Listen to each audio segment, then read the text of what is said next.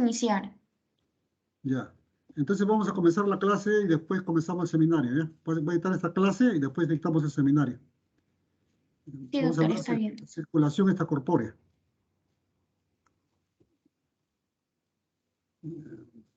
Dentro de todos los tipos de cirugías, la cirugía cardiovascular es la cirugía más joven, digamos. Se inicia cuando el doctor Roberto Gross, en Boston, Estados Unidos, en 1938, realiza con éxito la cirugía de la persistencia del conducto arterioso. Posteriormente, en Suecia, Estocolmo, en 1945, el doctor Clarence Crawford, realiza la cirugía de la coartación de la aorta. En el año 1944, en Estados Unidos, Baltimore, el doctor Alfredo Blalock, a sugerencia de la cardióloga pediatra Helen Taussig, realiza la cirugía paliativa de la tetralogía Fallot, la cirugía de Blalock-Taussig. En el año 1953, en Filadelfia, Estados Unidos, el doctor John Gibbon realiza por primera vez una cirugía utilizando la circulación extracorpórea. Estos más o menos son los grandes hitos en la historia de la cirugía cardíaca. El doctor Gross, en Boston, en el año 1938, realiza la cirugía de la ligadura de la persistencia del conducto arterioso. El doctor Crawford, en Suecia, Estocolmo, en el año 45, realiza la cirugía de la coartación de la aorta. El doctor Alfredo Blalock, a sugerencia de la doctora Helen Taussig, realiza la cirugía de Blalock-Taussig, que es una cirugía paliativa para la tetralogía Fallot, en el cual el paciente tiene un corazón con una estenosis pulmonar severa, la sangre no pasa al pulmón, el paciente es cianótico, entonces hace una anastomosis entre la arteria subclavia y la arteria pulmonar para llevar más sangre al pulmón y poder oxigenar esa sangre. El doctor Blalock, con la doctora Taussig, ¿no?, realiza la cirugía en el hospital Johns Hopkins de Baltimore, en el año 44. El doctor John Gibbon, el 6 de mayo de 1953, realiza una cirugía con circulación extracorpórea para operar a una chica de 18 años de edad de comunicación interauricular. Esta es la primera máquina que utilizó el doctor Gibbon para operar con circulación extracorpórea. Otro, digamos, médico muy famoso, pionero en la cirugía cardíaca con circulación extracorpórea fue el doctor Walton Lillehei, quien realizó en el año 54 una cierre de comunicación interventricular sin utilizar circulación extracorpórea, haciendo una circulación cruzada. Estas son las máquinas más modernas de circulación extracorpórea. Cuando un paciente va a ser operado de corazón, lo primero que se hace con el paciente es monitorizarlo, lo que se llama el monitoraje hemodinámico. Se ve el ritmo cardíaco, la presión venosa central, la presión arterial directa, sistólica, diastólica y media. Se mide la diuresis, se mide la temperatura esofágica y rectal, se saca del catéter metido en la arteria, se saca los gases sanguíneos arteriales para monitorizar los gases sanguíneos.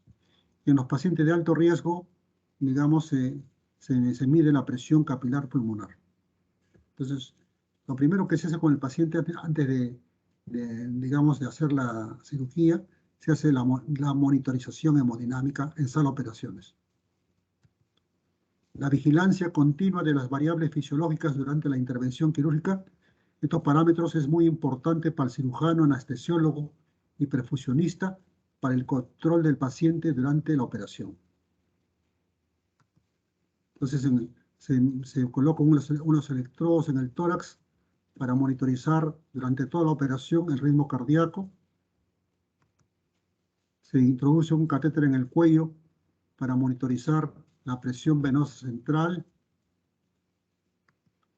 Se introduce un catéter en la arteria radial para monitorizar la presión sistólica, diastólica y media. en un paciente de alto riesgo se introduce por una vena periférica el catéter de Swan-Ganz para medir la presión capilar pulmonar. Aquí el catéter entra a la aurícula derecha, pasa al ventrículo derecho, a la arteria pulmonar y al capilar pulmonar. Entonces, la presión capilar pulmonar, que es la presión, digamos, que se obtiene con el catéter de Swan-Ganz, es igual a la presión de la aurícula izquierda, porque no existe ninguna válvula que se interponga en el flujo de sangre, desde el capilar pulmonar hasta la aurícula izquierda. Y esta presión capilar pulmonar es igual a la aurícula izquierda y la presión de la aurícula izquierda es igual a la presión diastólica final del ventrículo izquierdo, porque ahí se abren las válvulas y comunica ampliamente la aurícula con el ventrículo. Entonces, midiendo la presión capilar pulmonar del lado derecho, se puede obtener el funcionamiento de la bomba izquierda, cómo funciona la bomba izquierda, obteniendo la presión diastólica final del ventrículo izquierdo.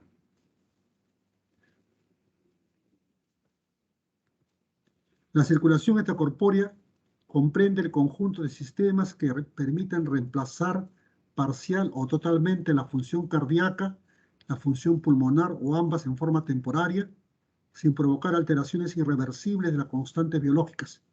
Ello permite la corrección de patologías cardíacas de los grandes vasos, sean adquiridas o congénitas. Entonces acá tenemos un paciente que está monitorizado, ¿no?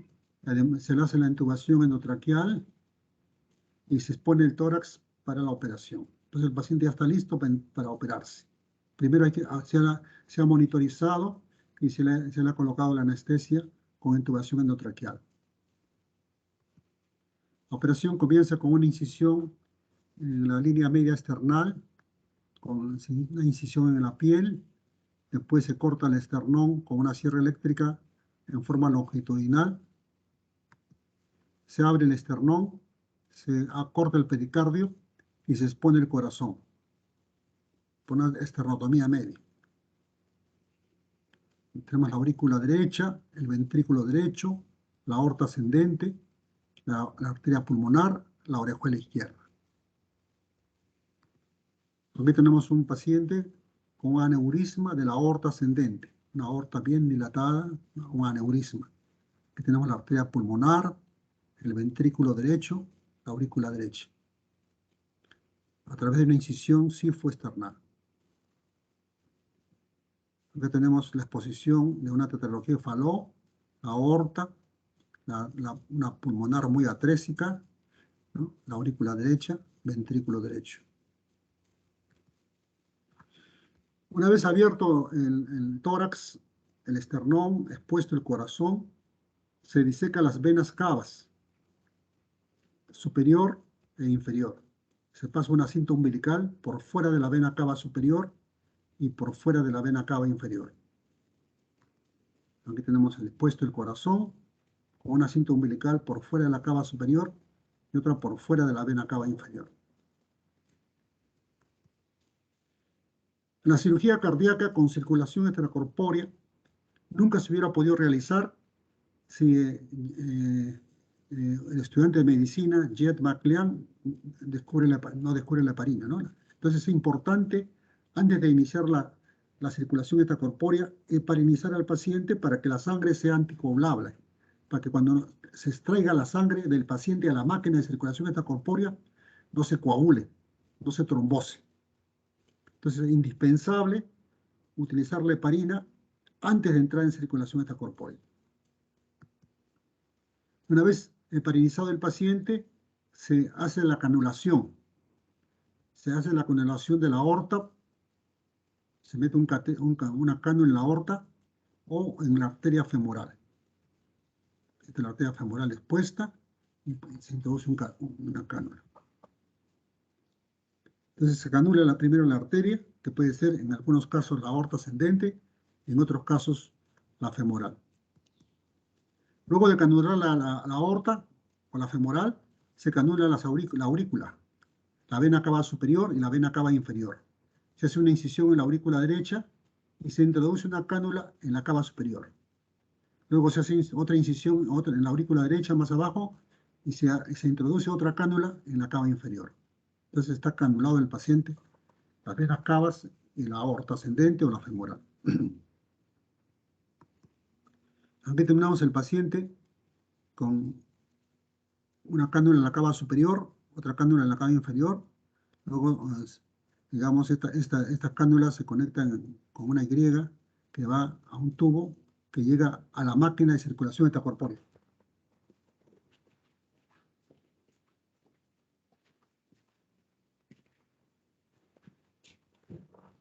Este es lo que se llama oxigenador, donde la sangre se va a oxigenar, ¿no?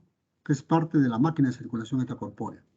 Luego, en este oxigenador, la sangre se oxigena, pasa a una bomba de rolete y la bomba bombea la sangre hacia una arteria, en este caso la femoral, ¿no? Entonces, acá tenemos establecido la circulación extracorpórea, con un oxigenador y una bomba arterial. Aquí tenemos un paciente, digamos, monitorizado, la presión arterial, la presión venosa, la diuresis, digamos, y tenemos el oxigenador, donde drena la sangre del paciente al oxigenador, donde se oxigena la sangre con este oxígeno, y luego se oxigena la sangre, pasa la sangre arterial por una bomba de rolete a la arteria femoral.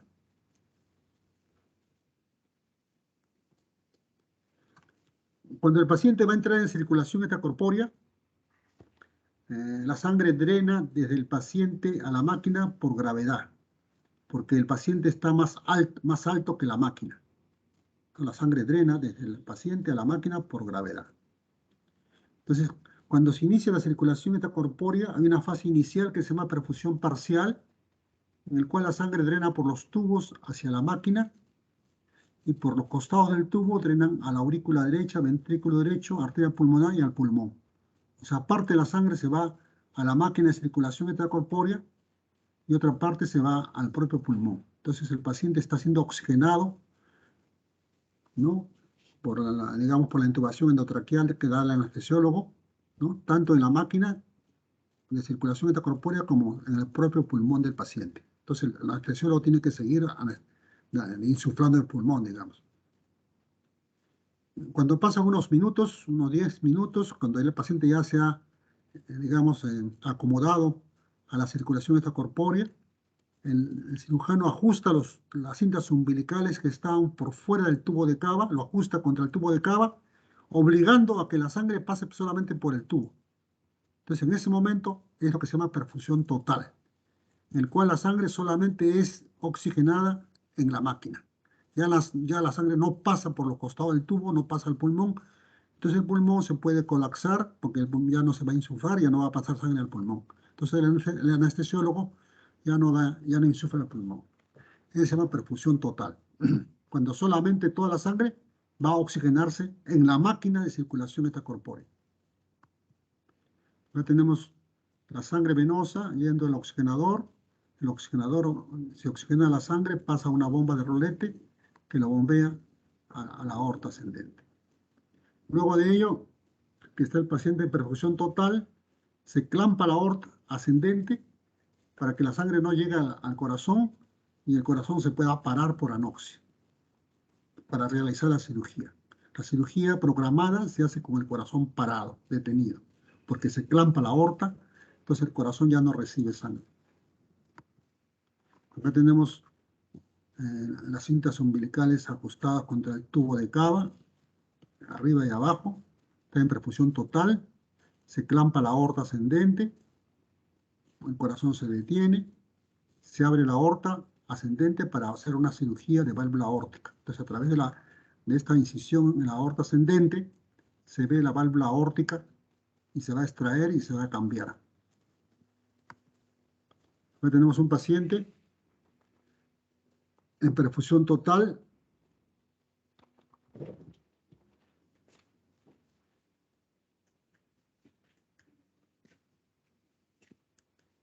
Acá tenemos un paciente en circulación total, en perfusión total, clampada la aorta ascendente, con los tubos de cava, ¿no? haciendo una incisión en la arteria pulmonar y otro ventrículo derecho, para reparar una tetralogía de Fallot. Acá tenemos un paciente que está clampada la aorta ascendente, corazón detenido, se ha abierto la aurícula izquierda para operar la válvula mitral. La máquina de circulación extracorpórea tiene 4 componentes. Uno que es el oxigenador, que es donde se oxigena la sangre, es prácticamente el pulmón artificial. Luego tenemos la bomba arterial, que es como si fuera el corazón, bombea la sangre que viene del oxigenador. Luego tenemos un sistema de autotransfusión dado por aspiradores que aspiran la sangre del campo operatorio y lo llevan al oxigenador, y el oxigenador lo devuelve al paciente. Y tenemos un sistema de termopermutación. La máquina tiene un sistema de termopermutación que permite operar con una hipotermia. O sea, tenemos 4 componentes de la máquina: el oxigenador, la bomba arterial, un sistema de autotransfusión con los aspiradores y un sistema de termopermutación. Los oxigenadores han evolucionado desde primero un disco, después de burbujas y actualmente de membrana. Con este oxigenador de membranas no hay muchas, digamos, alteraciones de la sangre por el uso del oxigenador. El paciente puede estar hasta 24 horas con la circulación extracorpórea porque no va a haber daño por el oxigenador. Antiguamente se usaba el oxigenador de burbujas, en el cual sí el tiempo que tenía que ser unas 2 horas o 3 horas, porque después ya había mucho daño de la sangre por usar este tipo de oxigenador de burbuja. Aquí tenemos un oxigenador de burbuja, acá un oxigenador de membrana.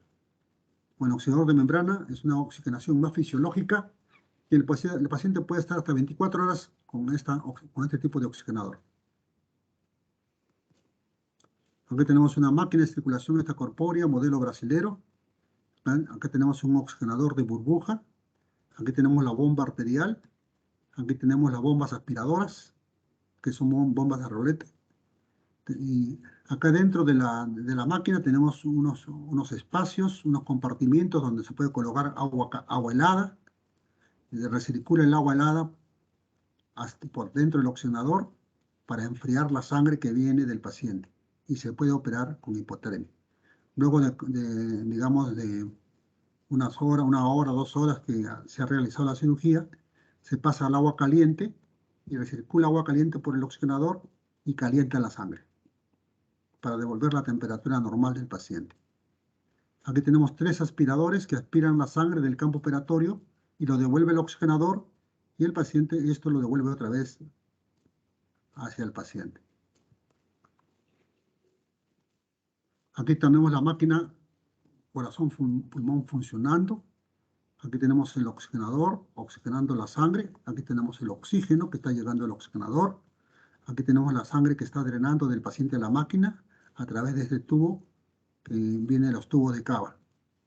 Aquí tenemos la bomba, aquí sale el tubo de la arteria del oxigenador hacia la bomba arterial que lo bombea otra vez al paciente, a la aorta o a la arteria femoral. Aquí los aspiradores aspirando la sangre del campo operatorio y lo devuelve al oxigenador para que sea devuelto al paciente. Aquí tenemos un termómetro electrónico que va a medir la temperatura esofágica y rectal del paciente. Aquí tenemos una máquina de circulación extracorpórea, un oxigenador de membrana. Aquí tenemos las bombas, bomba arterial y las 3 bombas aspiradoras. Aquí tenemos la sangre venosa drenando a la máquina, drenando el oxigenador, entre el oxígeno, oxigena la sangre y luego pasa un filtro que filtra las impurezas y pasa digamos, a un reservorio de sangre arterial. Sale del oxigenador y pasa una bomba de rolete que lo bombea al paciente, a la arteria del paciente, sea la aorta ascendente o la femoral. Aquí tenemos un oxigenador antiguo de bolsa, aquí siendo controlado esta máquina de circulación extracorpórea por la perfusionista, que generalmente es una enfermera entrenada. tenemos los cirujanos operando en el campo operatorio, el anestesiólogo controlando al paciente, aquí las instrumentistas, digamos, ayudando en la operación. La cirugía cardíaca con circulación extracorpórea es una cirugía de equipo, cual interviene el anestesiólogo, los cirujanos, el instrumentista, la perfusionista. Durante la circulación extracorpórea hay algunas alteraciones que pueden afectar al paciente porque se trabaja con un bajo débito cardíaco, hay un desequilibrio de ácido básico, generalmente por la mala oxigenación, ¿no? Hay trauma de los componentes de la sangre por las bombas de rolete, las bombas aspiradoras, la bomba arterial, pueden moler las plaquetas, los elementos formes de la sangre, pueden desnaturalizarse las proteínas, puede haber defectos de la coagulación y puede entrar aire al sistema provocando embolias aéreas. Puede haber complicaciones de la circulación extracorpórea como hemorragia, desequilibrio ácido básico, disfunción pulmonar o injuria de órganos vitales. El objetivo de la cirugía cardíaca con circulación extracorpórea es operar al corazón, ¿no? Una cirugía valvular, una cirugía coronaria, una cirugía congénita, deteniendo el corazón. Hay que parar el corazón, porque si no, con el corazón latiendo, no es difícil operarse. Entonces el paciente hay que pararlo, hay que sacarle la sangre del corazón para poder poner puntos, poder ver dónde se pueden colocar los puntos y no producir muerte celular, no producir necrosis. Eso es lo más importante de la cirugía cardíaca, es operarlo con el corazón detenido, exangüe, sin sangre y sin producir necrosis. Entonces, para eso hay que evitar, digamos, la injuria, ¿no? Hay que evitar que el paciente, que el corazón se necrose, digamos, durante la operación. Para eso hay que proteger la célula cardíaca. Aquí tenemos una célula normal, cardíaca. Acá tenemos una isquemia reversible. Y acá una isquemia irreversible o muerte celular. Entonces, hay que evitar este paso hacia la isquemia irreversible o muerte celular. Entonces, eso se realiza por medio de la protección del miocardio durante la parada cardíaca. Entonces, cuando el corazón está detenido para operarlo, se puede proteger la célula cardíaca con la cardioplejía, la hipotermia tópica y la hipotermia general. Entonces, la cardioplejía produce un paro diastólico inmediato y sostenido, disminuyendo las demandas energéticas. O sea, ni bien se coloca la cardioplejía al corazón, el corazón se para en seco para evitar que siga latiendo y, digamos, al latir, digamos, consume ATP. Hay que evitar que se pierdan los ATP. Entonces, ni bien entra la cardioplejía, lo para en seco al corazón. La cardioplejía aporta sustratos de fuente de energía y conserva los depósitos de fosfato de alta energía, o sea, conserva los ATP. La hipotermia, que se emplea durante la cirugía cardíaca con circulación extracorpórea, enlentece los procesos bioquímicos, especialmente las reacciones enzimáticas. Existe una relación directa entre el grado de actividad de las reacciones bioquímicas y la temperatura. La reducción de la actividad metabólica reduce el consumo de oxígeno. El consumo de oxígeno puede considerarse como una medida de la actividad metabólica. Entonces, el objetivo de trabajar con hipotermia es disminuir el consumo de oxígeno de la célula cardíaca. Entonces, se puede trabajar con una hipotermia leve de 30 grados en algunos casos. En otros casos, se puede trabajar con hipotermia moderada, 26 grados. Y en otros casos, se puede trabajar con hipotermia profunda hasta 15 grados. Entonces, según la complejidad de la operación, según la complejidad de la cirugía, se puede emplear hipotermia leve, moderada o profunda. Si es una cirugía rápida, como una comunicación interauricular, en el cual, digamos, se puede emplear una hipotermia leve. Si es una cirugía valvular que va a demorar un poco más de tiempo, unas 20, 30 minutos, una hora, se puede trabajar con hipotermia moderada. Y en cirugías más complejas, sobre todo las congénitas muy complejas, se puede llegar a 15 grados. Hay tolerancia cerebral en la hipoxia. Cuando el cerebro está a temperatura normal, a 37 grados centígrados, el cerebro tolera 5 minutos de anoxia. Pasados los 5 minutos, el cerebro se puede morir. En cambio, si está a 28 grados de temperatura, el cerebro tolera 20 minutos de anoxia. Si está a 26 grados, tolera 30 minutos de anoxia. Si está a 22 grados, tolera 45 minutos de anoxia. Si está a 18 grados, tolera 60 minutos. Y si está a 14 grados centígrados el cerebro tolera 80 minutos sin sangre. Sin anoxia. 80 minutos de anoxia. Entonces, es importante trabajar con hipotermia, ¿no? Se emplea la cardioplegía. La cardioplegía, que es un catéter que se mete en la aorta ascendente. A través de eso se infunde la cardioplegía, que después se distribuye por las arterias coronarias, ¿no? Va a utilizar el potasio en alta concentración. El potasio en alta concentración va a parar en seco al corazón, para evitar que siga gastando energía. La cardioplegía puede ser anterógrada, a través de la aorta ascendente, puede ser retrógrada, a través de un catéter que se coloca en el seno coronario, en la aurícula derecha, y esa va por las venas del corazón en retroceso. Se puede ser cristaloide o puede ser sanguínea. Actualmente en la cardioplegía se prefiere la cardioplegía sanguínea. Se saca sangre oxigenada de la máquina, de circulación extracorpórea, y eso se pone como una infusión de cardioplegía, ya sea en la aorta ascendente o en el seno coronario. Acá tenemos con el corazón detenido, parado por un clan en la aorta ascendente. Inmediatamente después se pone una aguja debajo del clan y se infunde cardioplegía. La cardioplegía va por las coronarias, arterias coronarias, y lo para en seco el corazón. También se echa solución helada en la cavidad pericárdica para hacer una cardioplegía, que es para hacer una hipotermia tópica. Tenemos entonces, aquí tenemos la cardioplegía por debajo del clan de la aorta ascendente.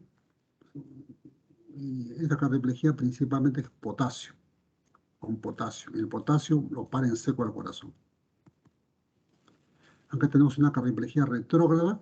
Se hace una incisión en la aurícula derecha y por ahí se introduce un catéter hacia el seno coronario que está drenando las venas cavas, y a través de esto va la cardioplegía retrógrada. Acá tenemos un paciente con una cardioplegía anterógrada y una cardioplegía retrógrada. Entonces, la cirugía cardíaca con circulación extracorpórea comienza con el monitoraje hemodinámico, luego se hace la anestesia con intubación endotraqueal, se hace la incisión en el tórax con una estenotomía media, se hace la preparación del paciente para la circulación extracorpórea, se hepariniza al paciente, se canula primero la arteria, que puede ser la aorta ascendente o la femoral, luego se canula las cavas, luego se entra en perfusión, primero parcial y luego perfusión total. Se clampa la aorta, se hace la protección miocárdica con cardioplegía e hipotermia, con el corazón detenido, se hace la cirugía programada, ya sea congénita, valvular o coronaria. Luego de terminar la operación, se desclampa la aorta, el corazón al recibir la sangre puede latir espontáneamente en el ritmo sinusal o puede entrar en fibrilación ventricular. Si el paciente entra en fibrilación ventricular hay que chocarlo con unas paletas y desfibrilarlo. Luego el corazón comienza a latir, termina la perfusión, termina la circulación extracorpórea, se sacan las cánulas de la aorta, de las cavas, y se neutraliza la heparina con protamina. Y luego se cierra la incisión. Entonces, así como es la cirugía del corazón con circulación extracorpórea. Aquí tenemos el corazón fibrilando y se pone unas paletas para desfibrilarlo. Se cierra el esternón con alambre metálico. Y termina la operación suturando la piel. En la cirugía cardíaca con circulación extracorpórea hay cuatro tiempos muy importantes. El tiempo de anestesia, que puede ser 4 horas. El tiempo operatorio, que puede ser 3 horas. El tiempo de circulación extracorpórea, que puede ser 2 horas. Y el tiempo de anoxia cardíaca o parada cardíaca, que puede ser 1 hora. Entonces, hay 4 tiempos durante la cirugía. Luego de terminar la operación, el paciente pasa a la sala de recuperación, a la sala de cuidados intensivos, en el cual está, digamos, con un respirador artificial durante 24 horas. En los niños de bajo peso, en los niños por debajo del año de edad y que tienen una cardiopatía congénita muy compleja que puede hacer que muera el paciente al primer año de edad, hay que operarlos, sobre todo, por ejemplo, la transposición de los grandes vasos, utilizando un tipo especial de circulación extracorpórea que se llama hipotermia profunda con parada circulatoria total. Entonces, este tipo especial de circulación extracorpórea se utiliza para operar niños por debajo del año de edad. Hipotermia profunda con parada circulatoria total. En algunas patologías en el adulto, como el aneurisma del callado de la aorta, también se emplea esa técnica para operar pacientes. La hipotermia profunda con parada circulatoria total. En el callado, cuando se opera aneurismas del callado de la aorta. El aneurisma de la aorta torácica descendente se emplea un tipo especial de circulación extracorpórea que se llama el bypass atrio izquierdo femoral. Se saca la sangre de la aurícula izquierda, pasa a la máquina, luego lo bombea a la arteria femoral. Entonces la máquina de circulación extracorpórea irriga la parte inferior del cuerpo y el corazón la parte superior del cuerpo. Se puede clampar el aneurisma por encima y por debajo y se cambia esa parte de la aorta. Tenemos aneurisma de la aorta torácica descendente, una corrección empleando el bypass atrio izquierdo femoral. Entonces, aspectos muy importantes en la cirugía con circulación extracorpórea: hay que anticoagular al paciente, se puede trabajar con hipotermia, se puede hacer protección miocárdica y siempre hay que monitorizarlo. Conclusiones. El monitoraje hemodinámico se realiza al inicio de la circulación extracorpórea. Antes de entrar en circulación extracorpórea se debe anticoagular al paciente. En perfusión parcial, el paciente se oxigena en su pulmón y en la máquina de circulación extracorpórea. La presión capilar pulmonar es igual a la presión de la aurícula izquierda. Durante la circulación extracorpórea, la sangre venosa drena a la máquina de circulación extracorpórea por gravedad. El bypass atrio izquierdo femoral se emplea para operar aneurisma de la aorta torácica descendente. Lo que ha disminuido la mortalidad en circulación extracorpórea es la protección del miocardio con cardioplejía sanguínea y un oxigenador de membrana.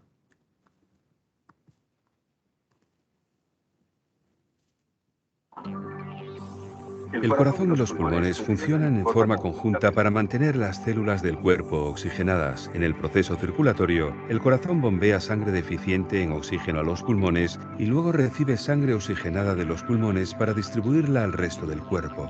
Con frecuencia el corazón puede dañarse debido a una enfermedad cardíaca o traumatismo. Para reparar el daño, puede ser necesaria una cirugía a corazón abierto, donde se abre el tórax para exponer el corazón.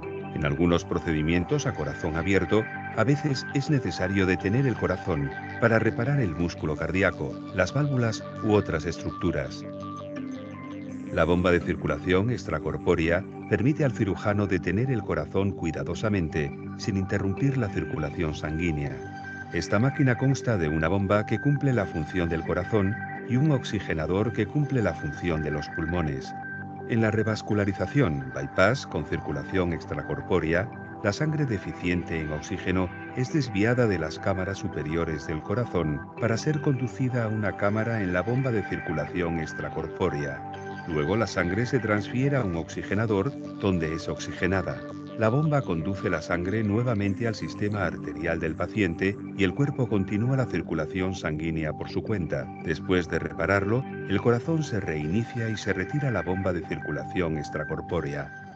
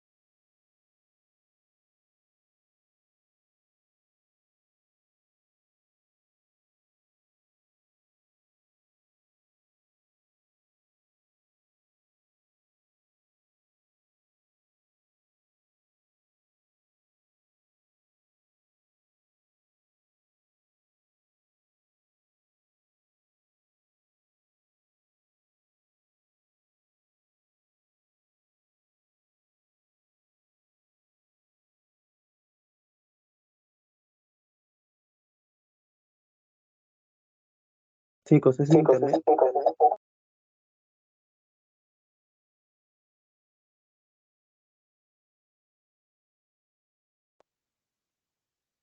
¿Cómo?